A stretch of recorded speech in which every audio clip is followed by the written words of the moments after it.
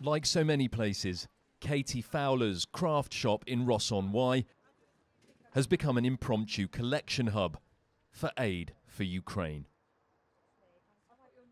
I kind of think about my children whenever I see it on the news, and I just think what they could go through if it was here.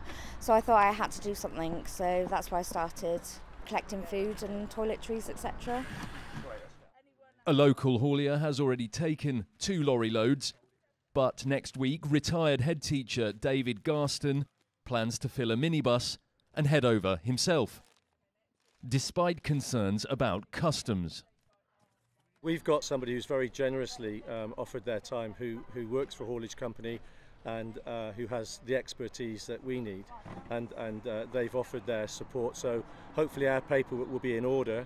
I sincerely hope we don't get stuck at the border, but one way or another we'll get there. But getting goods across European borders has become more difficult since Brexit.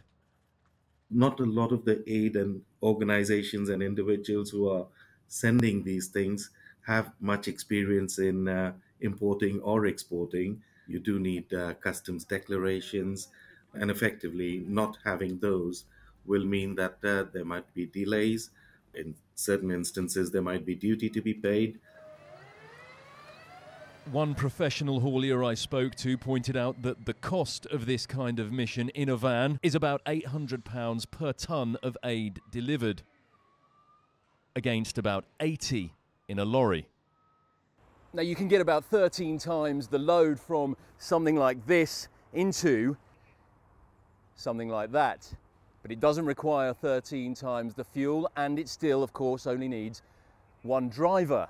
It's the reason the haulage industry exists. Transporting goods long distances in vehicles this size simply isn't very economical. And logistics bosses say there may be better ways for people to spend their money. My suggestion would be go and spend £200 on a plane ticket and go and help on the sortation process in the warehouses, which are creaking.